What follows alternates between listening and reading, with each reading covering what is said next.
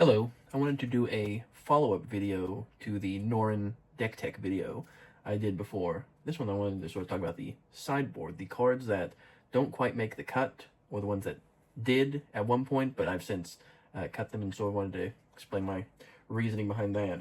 First I want to talk about some mana acceleration or ramp cards that got cut.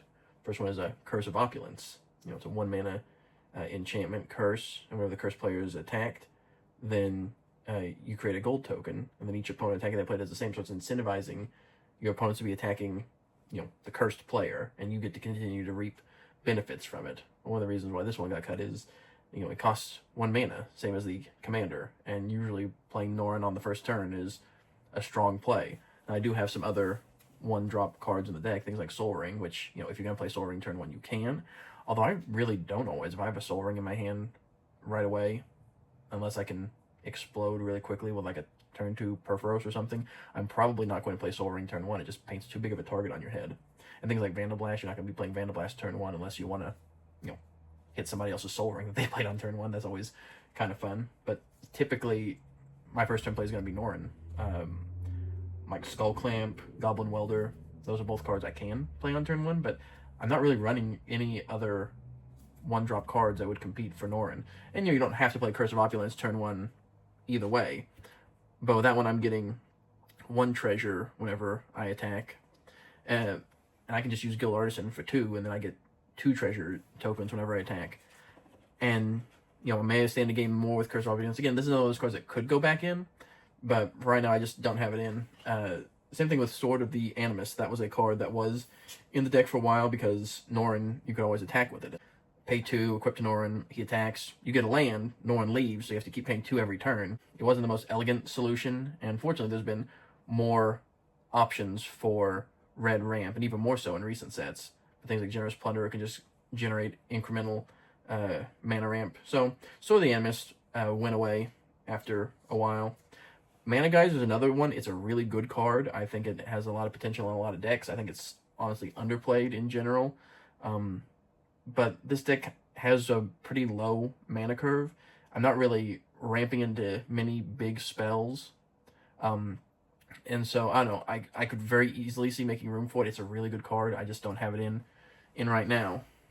The next category is sort of the opposite. Instead of increasing my own lands, it's the destroying land package, and so you got things like From the Ashes and Ruination, which was reprinted in a commander deck. So WotC in the early days were trying to, actually these were both printed in commander decks, so WotC was trying to send a signal about let's hurt on non-basic lands, and I think they've since steered away from that over the past decade since.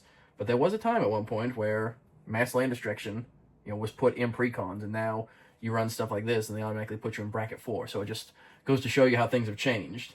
But these cards were in for a while. It was just, as the mono red player, it seemed like a fair way to punish people for greedy mana bases. But now that's not exactly in vogue. Same thing with Blood Moon and Magus of the Moon, is as the mono red player, you can punish people for playing 4 and 5 color commander decks and not running enough basics. But with the way things have been going now, and how these types of mass land denial abilities have been relegated to the highest powered brackets, like 4 and 5, there's really no incentive to run basics. You can just run non-basics for virtually your whole mana base and find very little punishment for it. You don't have to worry about back to basics. You don't have to worry about Blood Moon. I just think that a lot of these decisions are really rewarding certain strategies and punishing any attempts to hurt them. And so there needs to be more things in the game that incentivizes being monocolor. Throne of Eldraine did something like that, to where you had Adamant and you cared about paying a single color of mana for spells. But I think that there needs to be more things like War Room that just give you a benefit that gets better the fewer different kinds of lands you're running. Another couple of cards, Obliterate and Yockelhops, are a couple of ones that destroy all artifacts, creatures, and lands, and then they cannot be regenerated. With Obliterate, the spell also cannot be countered. So these are a couple of heavy-duty cards that at one point were pretty much staples for a Norin deck, because it leans heavily on chaos and enchantments. And what's more chaotic than destroying all artifacts, creatures, and lands, right? And then at that point, you're just left with Norn and all your enchantments. And then you'd think it'd be just an easy way to win from there, but it really is like a death by 1,000 cuts, because after you've blown up everything and it's just Norn and all your enchantments, you know, for the most part, they're just going to be things that trigger whenever Norn enters. And meanwhile, your opponents aren't doing anything. They're just playing a land, passing. So they're not playing spells. They're not attacking. They're not triggering Norn on their turns. So at that point, all you're doing, unless you're in a position to where you can really run away with the game, you're not really going to make much headway with Norn when people are rebuilding. So that's why I cut those mass board wipes. If I was building my deck a little differently and had some way to really take advantage of after having blown everything up, you know, I'd be more inclined to keep them. But I don't want to run them just for the sake of blowing things up, because it really does grind the game to a halt, especially with the way I have my Norn deck built, where you're just hoping to get the incremental advantage off of Norn entering from people attacking or playing spells. Another couple of cards I have, and these are also very iconic Norn cards, Warp World and Over the Top.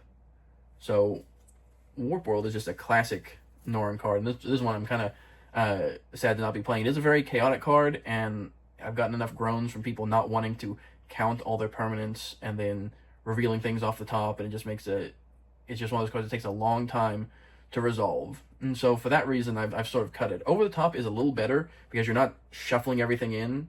You're just revealing stuff off of the top. As each player reveals a number of cards from the top of their library equal to the number of non-land permanents they control, puts all permanent cards they reveal this way onto the battlefield, and puts the rest into their graveyard. And so what Warp World is, you shuffle all permanents into your library, and then reveal that many cards from the top of your library. So that even counts lands as well. But then each player puts all artifact, creature, and land cards this way onto the battlefield, then does the same thing for enchantments, then puts all cards revealed this way that weren't put on the battlefield on the bottom of their library. So they're both doing similar things, but I used to play Warp World before I played Commander. I made a fun 60-card deck where the whole goal was to it was a red and green deck, and the whole thing was to play a bunch of creature tokens, and then you cast Warp World, and the whole goal is you're hoping to hit Monkey Cage. And so Monkey Cage says, when a creature enters, sacrifice Monkey Cage and put into play a number of 2/2 green ape creature tokens equal to that creature's mana value. Now, this can trigger multiple times if multiple creatures enter the battlefield at once, i.e. when Warp World or Over the Top are resolving. So if you're running Monkey Cage in your deck and you hit that off of Over the Top and Warp World, it will count the total mana value of all creatures that enter the battlefield off of those cards, and you create X 2/2 green ape creature tokens, where X is the total mana value of all creatures that entered off of Warp World Over the Top. So it gets out of hand very quickly. So I really love that. I never played Monkey Cage in my Norn deck, but I think if you've got the means for it, can definitely make for some memorable plays when you're flipping over the cards and you hit the Monkey Cage. It's a very fun card. Another few cards that got cut are cards that would synergize very well with the deck, but I just don't have them in here for one reason or another, and I could probably try to put them in. Fiery Confluence. This one is great with all the damage increasing effects. Like when it adds, if you deal non-combat damage, it add +2 to it, right? So Fiery Confluence, you can deal 1 damage to each creature, 2 damage to each opponent, destroy an artifact, and you choose 3 modes. You can choose the same mode more than once. And so if you have those damage increasers in play, well, suddenly the first mode deals 1 damage +2 damage to each creature, and the second deals 2 damage +2 damage to each opponent. So if you do that, you can deal 3 damage to each creature, 4 damage to each opponent, and destroy an artifact, all for 4 mana. So Fiery Confluence is really good with any of those kind of damage increases out there. Same thing with Mana Barbs and Burning Earth. You know, these aren't land denial, but they can pretty much feel like land denial, because whenever a player taps a land for mana, Mana Barbs deals 1 damage to that player, and Burning Earth is the same thing, only it's not quite as symmetrical, because whenever a player taps a non-basic land for mana, it deals 1 damage to them. So being the mono red player, you can run this and be mostly unaffected by it. And then if you've got out things that increase the damage, and I'll just taking 1 point of damage for tapping a land, they are taking 3 points of damage for tapping a land. And so that can really lock people out of the game to where they're not able to play spells because they cannot afford to take that much damage. I will say, though, that treasure tokens have made things like this a little less viable, because it's easier for people to get around tapping their lands. I mean, they're still going to try and get those enchantments off the table when they can. And those are cards that I could see myself putting back in at some point. You know, if they won't let us blow up the lands, if they won't let us use Blood Moon to turn them into mountains, then we can at least punish people for trying to tap their lands.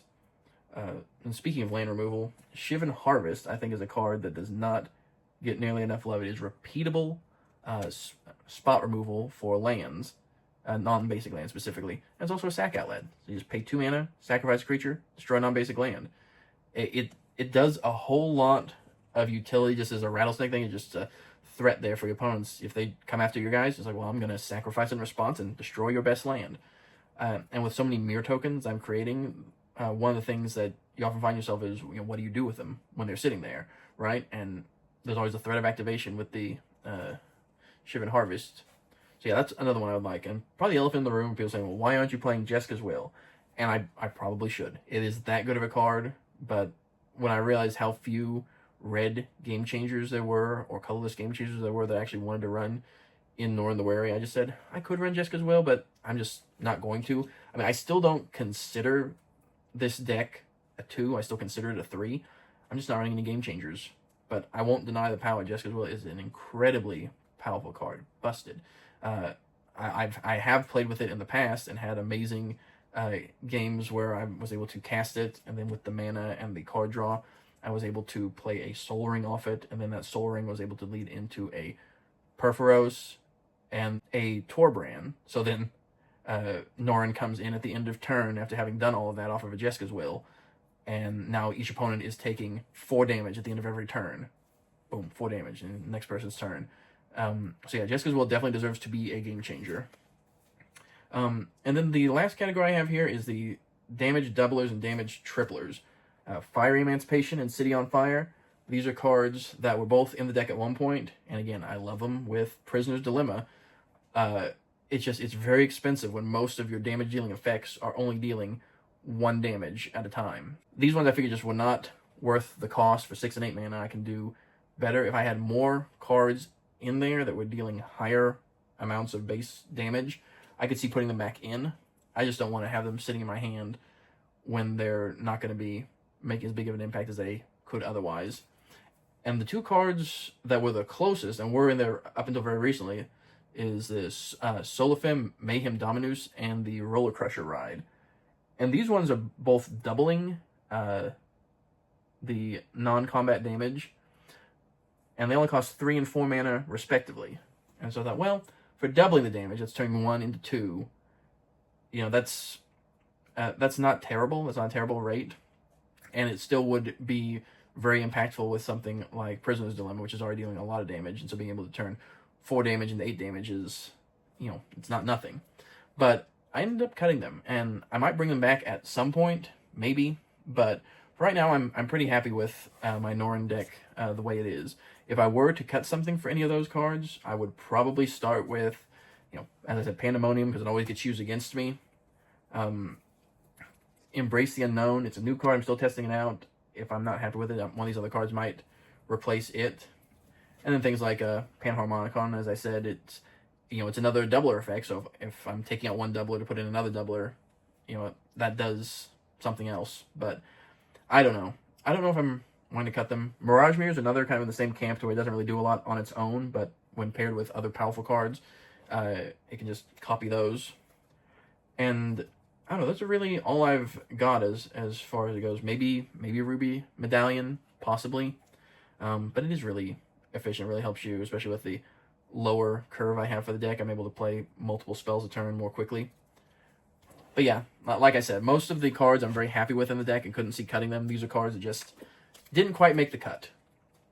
But I do thank you for listening, and I'll definitely have more videos out later talking about more of my decks and more of my views on Commander deck construction. But thank you so much. Bye.